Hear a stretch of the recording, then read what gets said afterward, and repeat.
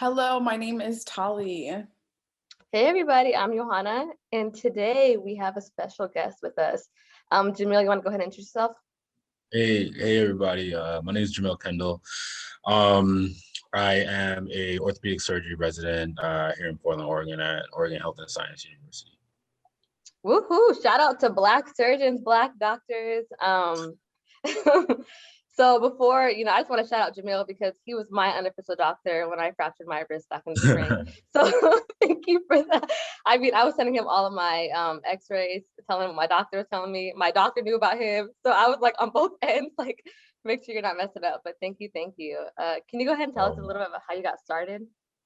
Education. Yeah, so I grew up in St. Thomas in the Virgin Islands, and I wanted to do medicine from a pretty young age. I always liked science, and I always kind of gravitated towards medicine. And so throughout like middle school, high school, that was kind of the path I was on. I went to Georgetown University for undergrad, and I was pre-med there.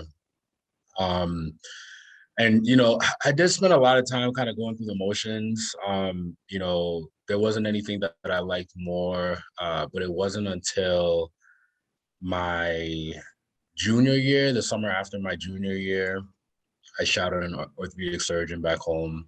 And I was like, yeah, this makes sense. This is what I want to do. I want to operate and all that stuff. So after undergrad, I took like 2 years off. I worked as a sales rep for this orthopedic device company that basically made knee and hip implants. And so I did that back home while I took my MCAT and applied to med school and all that. And then I went to Howard in DC for med school, and then graduated in 2018. So matched out here for orthopedics. And so I'm in my fourth year now out of five, getting ready to apply for my fellowships. I'm planning to specialize in hip and knee replacements. So yeah, I should know like in the spring where I'm going for my fellowship and kind of see where I go after that. What's the difference between residency and like a fellowship?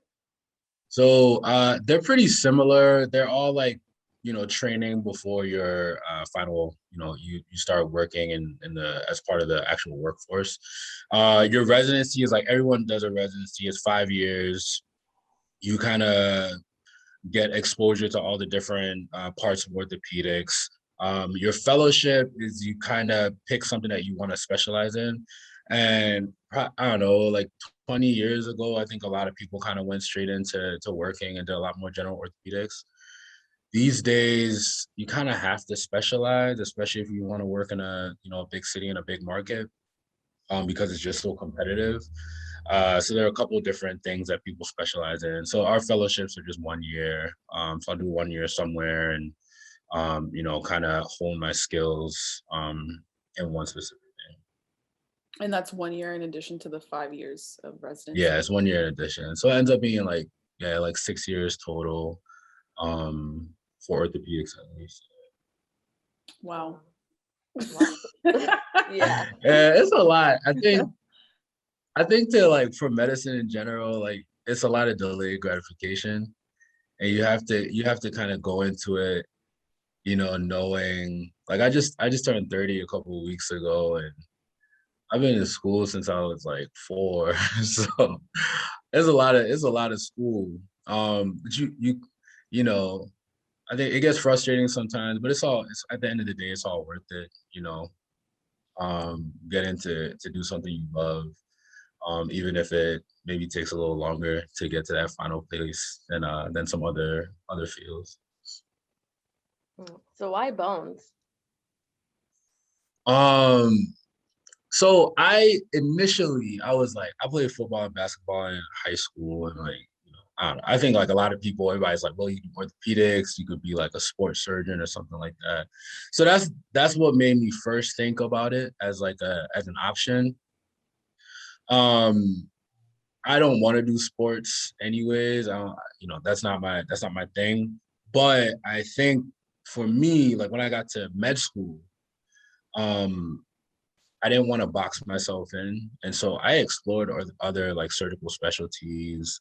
Like I had a mentor that was a general surgeon, and I thought some of the plastic surgery cases were cool. But the surgeries, like we use like a lot of power tools, like, we use a lot of drills, a lot of saws, like a lot of like mallets. This doesn't And the sound. surgeries are like, it's just fun. The surgeries are so much fun. Like there's finesse to it, but I don't know, it's like, I don't know, we just really be getting after it. I think the surgeries are just a lot more fun than a lot of the other specialties. And then honestly for me, I think, I wanted to do something where what I do, like two things. I wanted to do something where I could like really change people's lives. And I think, like fixing a broken bone, doing a hip replacement, these things that people can like patients can really understand and appreciate because it changes their quality of life so much. I think when you get into some of like the stuff that general surgeons do, while as important and like life-saving, I think it's harder for patients sometimes to understand like, what does my liver do? I mean, what is like my gallbladder burst? Like, what does that mean?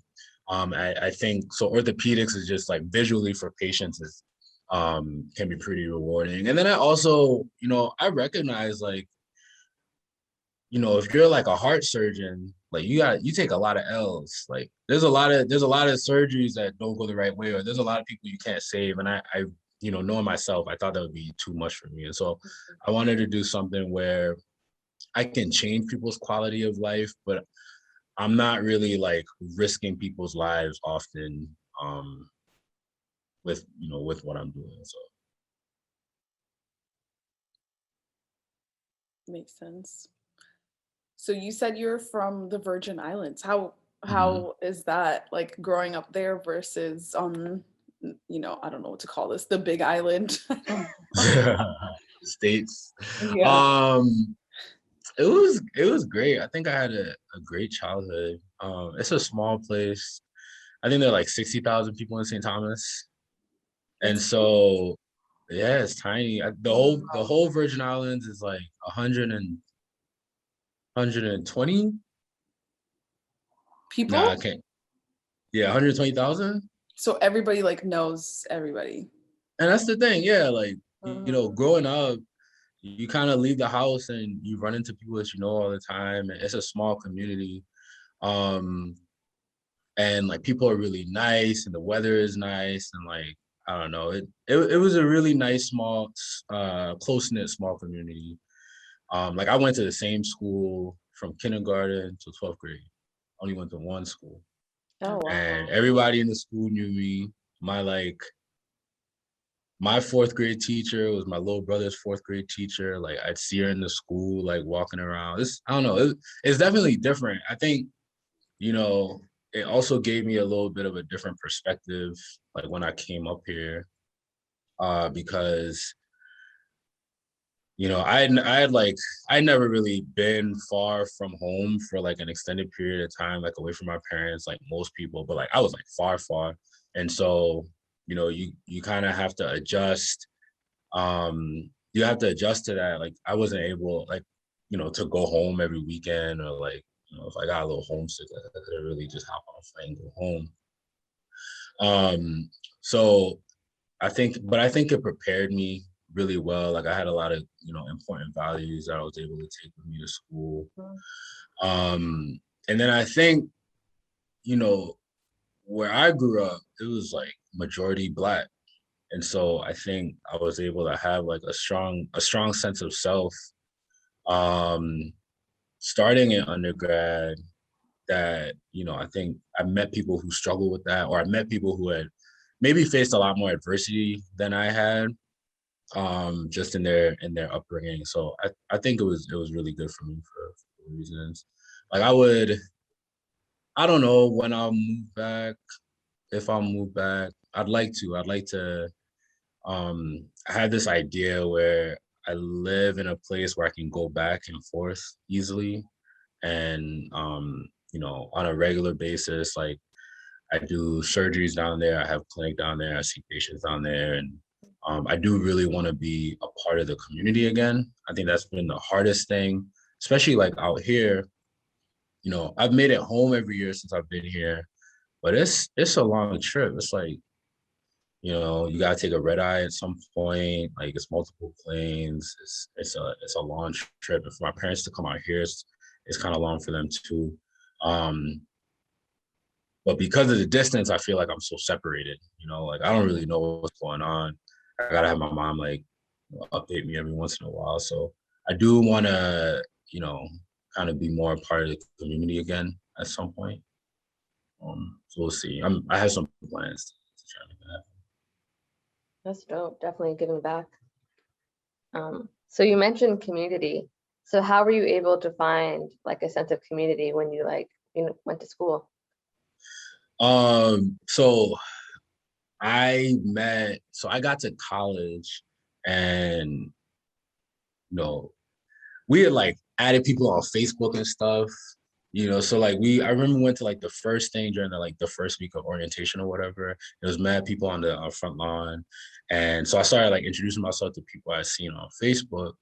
And everybody I met was like, yo, have you met this dude? Was he TK? Have you met this dude TK? He didn't used to go by TK. That's why I had to remember. But have you met this dude TK? He's from the Virgin Islands. I was like, well, nah. And then everyone was telling him the same thing. They were like, have you met Jamil? He's from the Virgin Islands. And so I met TK, and we like instantly clicked.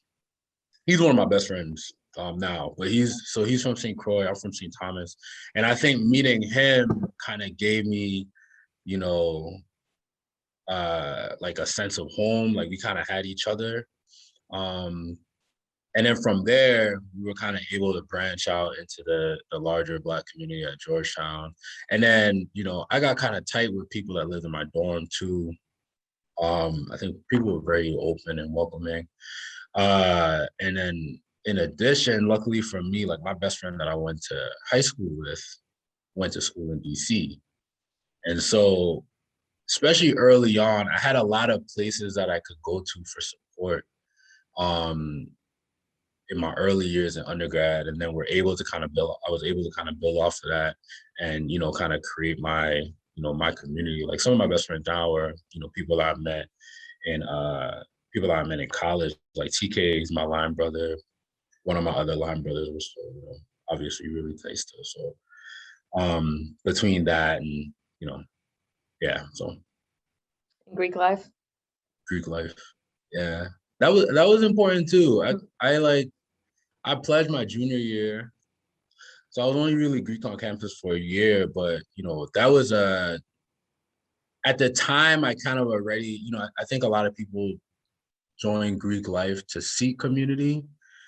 I had a community, but it was a great addition. It was a great addition. So it definitely. Go ahead.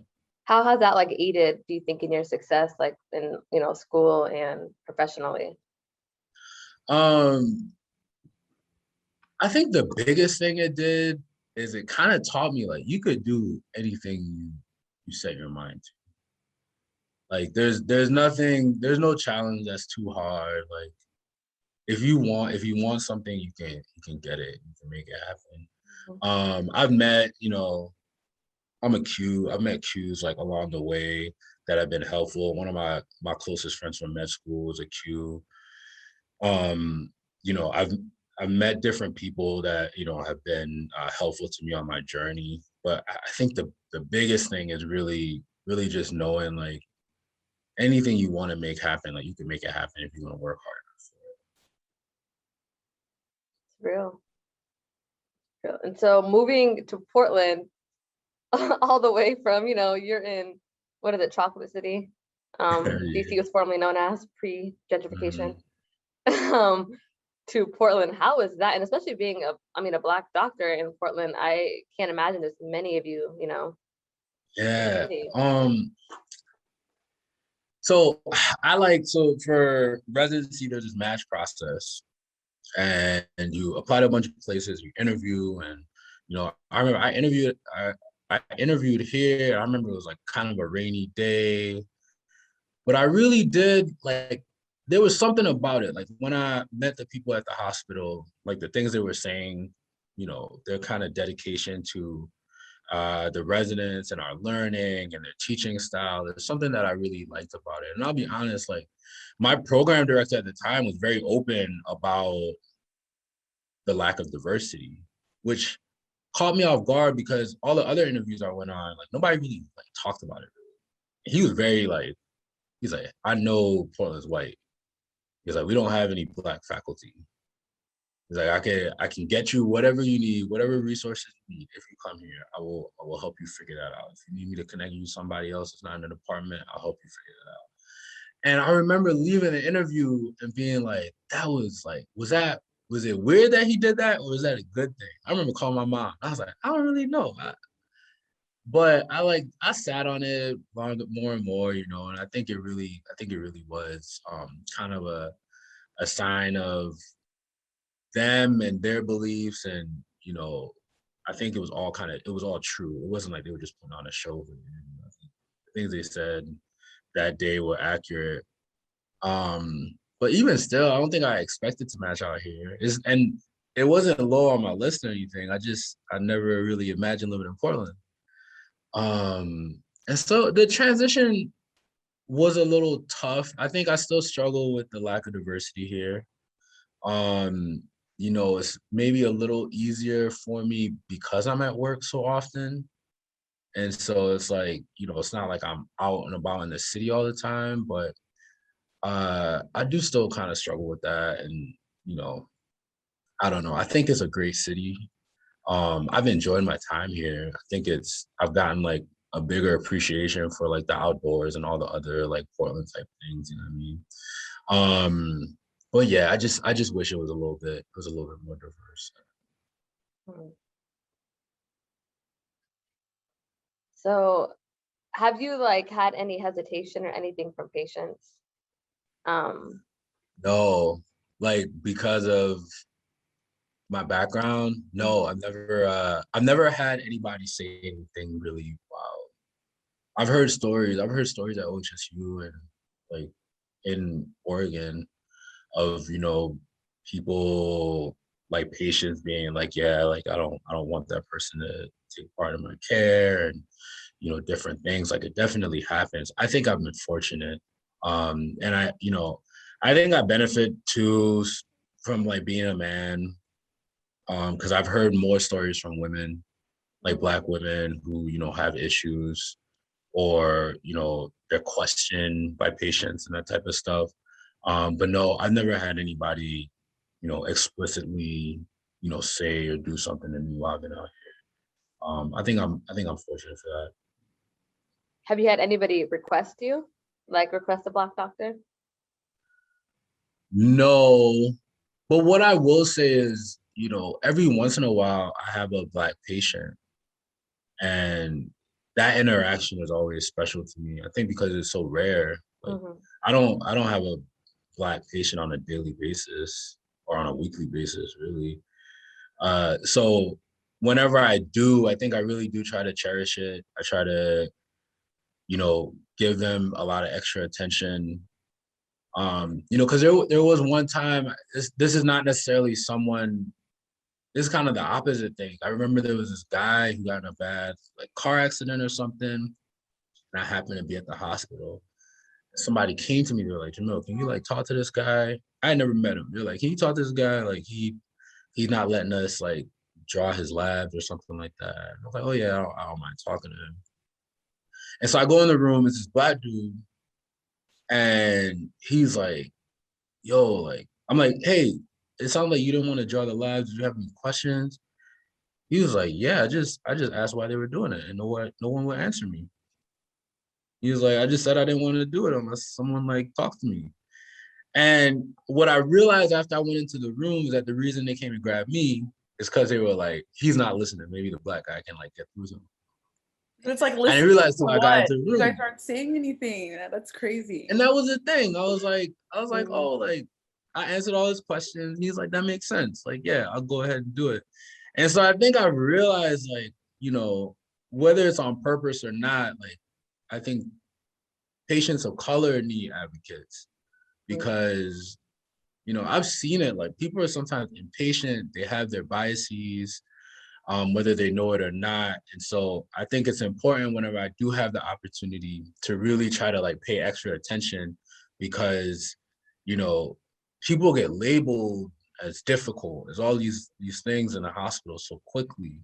And so I think it's important, for myself or any other Black physicians out there to really be an advocate for your patients whenever they look like you, because it's important to them to, they can kind of trust you. A lot of people have been wronged by the medical field, and their requests get ignored and they have all these issues. I think it's really important for them to have somebody that they can trust in their corner. Yeah, I know for myself, whenever I find a doc, I always request somebody Black. Whether I'm getting my blood drawn, like if I'm seeing a doctor for anything, like that's just my go-to. Yeah, and it's weird. Like I grew up and I had all Black doctors. I think that's one of the nice things about like where I grew up, where I went to med school. Um, well, all I knew was like you could be Black and you could do anything. Like there's a guy that works back home. I think he's from like Memphis or something. He's an orthopedic surgeon. I was talking to him one of the times I was home, and he was telling me about the first time he visited. He was like, I grew up and there was like, people were openly racist. Like there was Confederate flags. He's like, I came down here, like the governor is Black, the person that runs the hospital is Black. Anybody that you need to talk to that's in a place of power is Black. And I don't know if I like maybe never realized the impact that had on me. Like I got that I grew up in a majority Black place and that was a positive. But the fact that like, there's really no limit for anyone of color. Like you could really and truly be whatever you want to be. I think maybe help me in never being afraid to kind of chase my dream. Yeah, especially if you see examples of it every day. Yeah, which is I wish I could do. I guess I could. I wish while I've been here, wish I'd done more. Kind of going to like schools, like talking to younger kids about figuring out ways to kind of reach their dreams, having big dreams, not feeling limited. I did a lot more of that in college and in med school, but it's been it's kind of tough schedule wise to make that happen. But I think that stuff is important. If you can see examples of things and you can know what your possibilities are, but you don't really see those examples, it's hard for you to kind of imagine. It's hard for some people to imagine that they can break down whatever barriers it is. Exactly, especially in Portland, Oregon. I mean, I grew up in Portland, and I remember when I found a Black gynecologist, and I was so happy. Shout out to Dr. Heller. I found her, and I put all of my friends on. And when I tell you, I was sending referrals left and right because we had never, had a Black woman doctor like that, available to everyone. It's wild. I remember I was in med school. We went to this like old folks home, and I remember talking to one of the women that were there. She was like, I don't know if I could have a Black doctor. And she was like, because I never been to a Black doctor. Yeah, she was Black. She was like, when I grew up, there weren't any Black doctors. She's like, that's all I know are white men, white male doctors. She's like, that's all I've ever seen. And she was old, but like, that's only a couple of decades ago that there were none of us. There still aren't a lot of us. I think orthopedics is like, I don't know, it's like 2% Black males or something like that. It's low. Our field is probably less diverse than a lot of other fields. But it's still not a lot of us. It's still a big disparity, big racial disparity in medicine. That's why schools like Howard and Meharry are important. Like those two schools put out like 50% of Black doctors in the country or something like that. So it's important to kind of keep letting kids know that they could, what their possibilities are, helping them to reach those goals. So the woman at the nursing home, did you later treat her, or was that just like a visit? No, we were there. We were there like for like a day or something like that. We were just there for a day hanging out with them. And she wasn't mean about it, but she was like talking to a girl in my class and giving her like just giving her experience. And she was like, yeah, since I was a little girl, I've only had white male doctors. And so she was like, that's kind of all I know. And she wasn't questioning her abilities, like my classmates' abilities. She was just telling like this is her experience. And I get that. I can see that. I can see how you know one thing. You just know one thing to be the way. Yeah. I also think that we don't realize how much like the bias that white people have can translate to you as a Black person. That's true. I think we subconsciously can take on a lot of that stuff. For sure. When I first moved to Philly, I was literally scared of Black people from Portland. Really? Yeah. It was really sad. I'm really sad to say that. But looking back, I was like, it was weird. And I was like, why am I scared? Like, why am I was scared to like walk. Well, I was gonna take the train. The cat calling was like very unfamiliar compared to like Portland. You can mind your own business. No one talks to you. Nothing happens here. And then like you're walking one block and too many people are talking to you. So I was like, what is happening? Like, people are talking to me and you're scary. Like in my mind, I got over it pretty quickly, but it was like a weird realization. Well, like I see that with like, I won't say scared, but I see, like, I think about my parents. Like my parents are from Antigua. They moved to St. Thomas before I was born. Like they've only lived in the Caribbean. And, I hear some of their thoughts about, like African Americans and like their misconceptions about Black people in the States.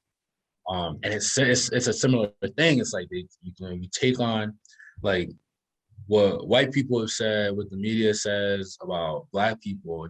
You never seen it, and so you kind of like believe it to be true, like And so I've gotten it back and forth with my parents about different things. But back to the same thing, like when I moved up here, growing up in St. Thomas, I didn't really like understand a lot of I knew the history, but I never like experienced the things that some people had experienced growing up.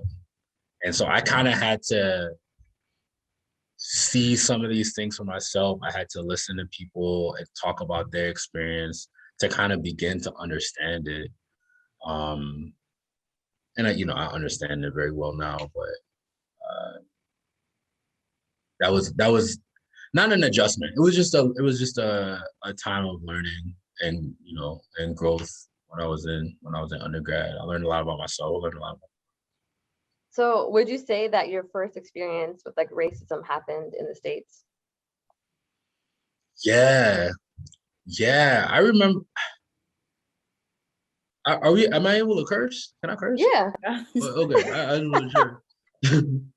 Nah, the only thing I remember growing up, I remember this white dude called me a nigga. But he said it like not he said it like not trying to be hurtful. He was just like, he said it, and I was like, what do you like? You can't say that. And he like apologized. And he was like, I didn't mean anything by it. Like, he was just hanging out with us. He was like, I thought I could say it. It was a white dude, yeah, back home. And he never said it again. And but like other than that, I don't remember anyone ever like doing anything like weird or Then I got to college and I would just see and hear different things. I didn't have a lot of like explicit things said to me, but more like microaggression type stuff. And then I heard a lot of stories. I remember we had this one like running with the cops on our graduation night. That was weird. So yeah, I started to see different things and kind of see how the world operates and see how we were as a Black community like fighting for people to kind of treat us the same. They definitely had some like racist things where like I think there were like a noose or something like that on campus. They had like some things like that that happened that were big issues while I was there. Yeah. But yeah, before that, not really. Mm-mm. So you're in your last year in Oregon, and you said you're looking to apply for a fellowship. Is that Mm-hmm. so? Or I got one more year after this, but yeah. So how does that work? Do you, because I know with matching, right? You applied and they choose you. So the match process is so you apply, places invite you for an interview, and then you go on however many interviews. So let's say you interview at 10 places. You I'll make a list 1 to 10, and I'll send that list in. Each program will make a list of all the people they interview, 1 to whatever, and send it in. And then some computer like matches matches you into the highest place that ranks you the highest, basically. So you open up an envelope one day and it tells you where you're going. It's kind of a wild process. And you have to sign a thing. You have to sign a thing that basically says like, yeah, I'm gonna go wherever the paper says. Before you see the What? paper. Yeah, like What if you don't get if matched? so if Is that a thing? so for fellowship, if I don't get matched, then if I don't match, then it doesn't, I would just finish my program and then try to find a job if I didn't match anywhere. No, I mean Um, residency. Like, what if? for residency, Yeah. so Or is that not possible? no, it is possible, and I know it is possible. So for residency, if you don't match, you could. There's this thing called like we scramble into like the spots that are left. So like, let's say I didn't match in the orthopedics, but there was like a family medicine spot available. I could be like, I'm gonna just change my career path and do something else. I know that's Ooh, so. That seems so crazy. Like, what? yeah. People do People that do that. often? Not often. It's not a lot of people that don't match, but there are people every year that don't match. Yeah. So you could do that. I know not surgery, but I know a couple people who are like trying to change their path because it didn't match. So there's that. You could try again the next year and maybe, work, do research for a year, do something else for a year. Or you could try to work like in the industry, like at a consulting firm, because you'll have like when you graduate med school, you have an MD. You have a degree. You could try to work as not as a practicing physician, but you could do like consulting or some sort of or other like non-clinical job if you end up never matching. And that happens sometimes. Sheesh. But yeah, What goes it's into a stressful consideration? time. Like, Say that one more time. what goes into consideration? Is it like your grades, your resume? Like, Yeah, it's everything. So like your grades, your class rank, is important. We take some board exams, and they lean heavily on your score from those exams. And that can kind of like decide your career path. wow. And they're actually about to change the test, but when I took the test, you know, like for orthopedics at least, like a lot of places have a cutoff because they get so many applicants. It's so competitive. And so like if you don't score above a certain number and you take the test like your second year in med school, if you don't score above a certain number, you might say, well, I can't I can't pursue like certain specialties because I'm never getting my grade, my score is not high enough to get in. Um then they consider stuff like research, your letters of recommendation, yes, your grades, your evaluations, that type of stuff.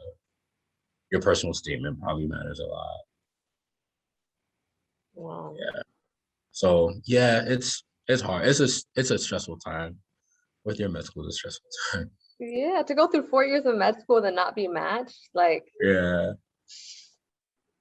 Yeah, it's why it's a stressful week because you find out on like the Monday, you get an email, and the email says like either you match or you didn't match.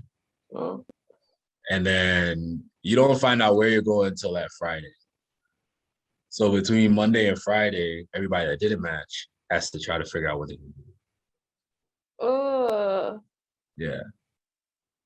you're on mute, Tommy. Were you happy with your match?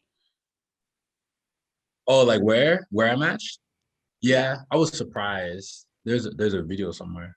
I was surprised. I thought I thought I was gonna match somewhere else. But I was happy. I think once I like settled into it, and I was like, oh, I'm about to move to Portland for 5 years. Like, wow. That was like the biggest thing. I was like, oh shit, like I'm about to live in Portland. My mom was like, Portland, where is that? Like, is that Oregon? Yeah, But, my friend Chantel, she's from St. Thomas, and so she moved to Seattle at the age of 5 with her mom and her stepdad from the island, and it was a hard adjustment for them. yeah, I bet it's different. The weather's different. Mm-hmm. The makeup of the people are different. It was far. I think the distance was so far, and I knew like I'm the first Black person to match in my program, and I had a feeling. I couldn't confirm, but I thought that would be the case. So I remember like emailing my program director to confirm, and But you're the first Black person to match? At OHSU. Yeah. Wow, In in this program. orthopedics? Yeah. Wow. So I don't know. I think I basically was like, oh, like this is my chance to kind of go out there and try to make a difference in the culture and, see if I can, at least bring somebody else along with me before I leave. So that's still my goal. I haven't been able to yet, but I've had a lot of conversations with people about ways that we can do that and work towards that. And they've been receptive. So we'll see. I feel good about, by the time I leave, that hopefully I'll know that there's at least one more coming after Yeah. And so when you went for your interview, you said that you mentioned the person who was talking to you was talking about like if they didn't have what you needed, they would find that resource for you. Yeah. So did they end up fulfilling their end of the bargain? I never really asked for much. They put me in touch with there's this guy, Dr. Don Spite. He's a general surgeon, Black guy that, when I first got here was very like active in diversity efforts at OHSU, like pretty much anything diversity, like he was on it. He really changed the general surgery department. Like my intern year, I think there were 5 out of the 12 interns were underrepresented minorities in medicine. So like Black, Latinx. And so he's really made like a lot of waves or headway for their department and with the anesthesia department. Like the anesthesia department here is like the most diverse in the country. What? I know, but it's a very diverse department. And so I got plugged in with Spite when I got here. There were different people that like reached out to me. Like I was on the tram and someone was standing there and they were like, are you the orthopedic surgery resident from Howard? I was like, yeah. He like introduced himself to me, this guy, Dr. Charles Thomas, who was like, he was the chair of the radiation oncology department here. And like he's a big deal in this field. And so there were people that like reached out, like Dr. Thomas would email me, he'd be like, hey, like, let's set a meeting for you to come by. Let's talk about what you need, how I can help you. So I was able to get a lot of what I needed without necessarily having to go to my department to have them get it for me. But I think if I wanted something like, I'm one of the chairs of our like resident diversity council or committee. And my department's always been very good about, if I'm like, hey, can I leave this clinic to take this meeting during the day, or can I do this, can I do that? They've always been really receptive of it, and haven't really gotten in the way of anything. So I feel supported by them when I ask for things. I don't ask for things a lot, but when I do, I feel like I get the support I need. That's good. So what But would you once again, say? Oh, go ahead. I was just gonna say, once again, I think I don't know if that's everyone's experience, because I've heard from other people who, you know, have not felt as supported. I think it's my department. I think my department's.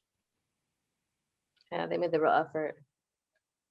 So what would you say to any Black child out there that wants to pursue medicine? What advice would you give them?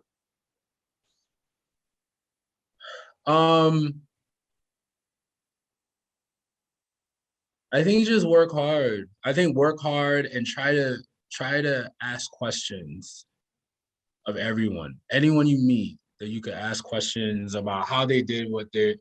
Anyone you meet that's in the field that you want to be in, ask them how they did it, and always reach out for help.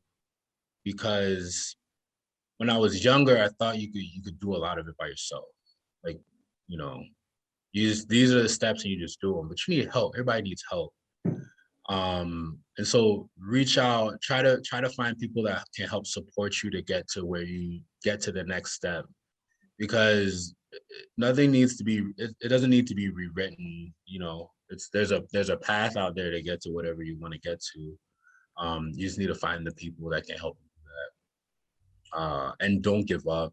It's a long, hard road to get to the end. And like, I'm not at the end, but I can feel it. Like, it feels close.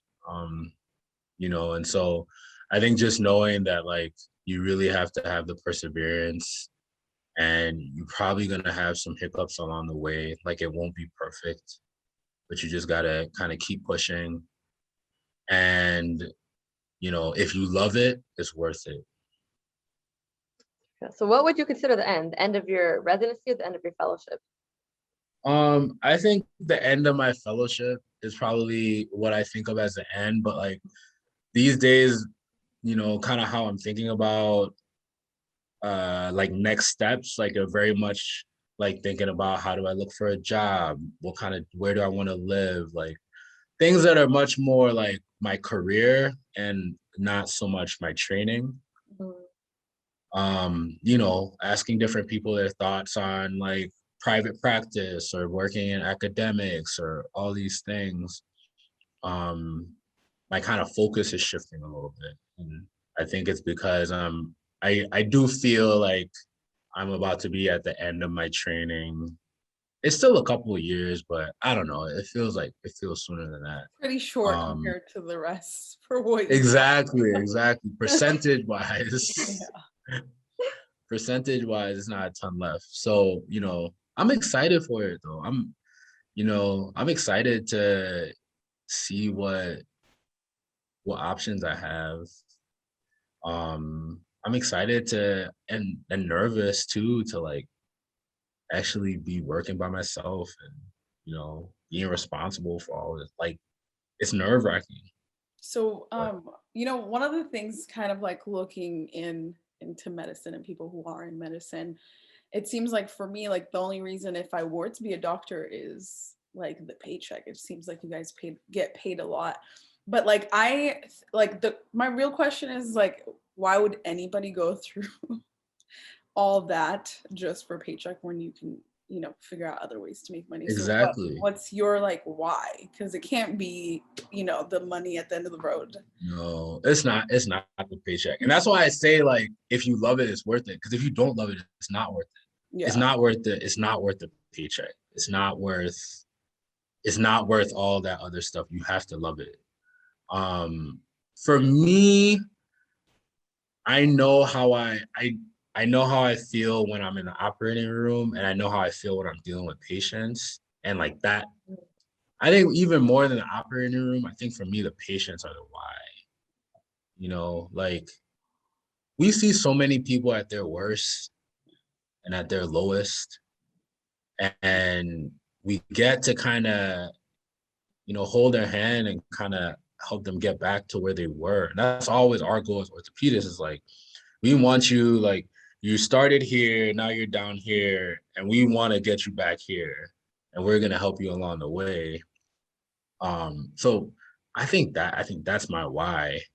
And then, I recognize how I can kind of take these skills and, like go back home and apply them, or like go to different communities and apply these skills. And, really it's a great way to give back. And it's, these skills that like not everyone has. And so to be able to kind of become a specialist in something and then utilize these skills to help people is great. But yeah, the money is not worth it. It's not or the worth student it. loans. Or the student loans. I feel like my student loans aren't even like a real thing. The number doesn't make sense. I don't know. Come on, Biden, forget them student loans. Yeah, I know. I'm just holding on. I'm gonna open the account one day. It's gonna say zero. Speaking to exist. Amen. Right. I'm waiting for it too. All right, Julie, you have anything else you want to share? I think we covered a lot. I really appreciate y'all asking me to join this, and I think it's really good what y'all doing, kind of highlighting different people and different fields and that type of stuff. I think it's always important to kind of not even talk about myself, but like give people their props, and I think that's cool. So I thank y'all for asking me to do this. I really appreciate it. Yeah, thank you. Thank you for coming. So what I'm gonna go around, Tali. What drink do you have in your hand today? I got some body armor. I just put it in a glass. Jamil, what do you have? I got a cider right here. All right. And I just have some orange juice. I was gonna make a mimosa, but I realized I was working, so orange juice for me. All right, so let's toast to Black surgeons and Black doctors. Cheers. Cheers. All right, thank you, Jamil. All right, thank you guys. You guys have a great day, okay?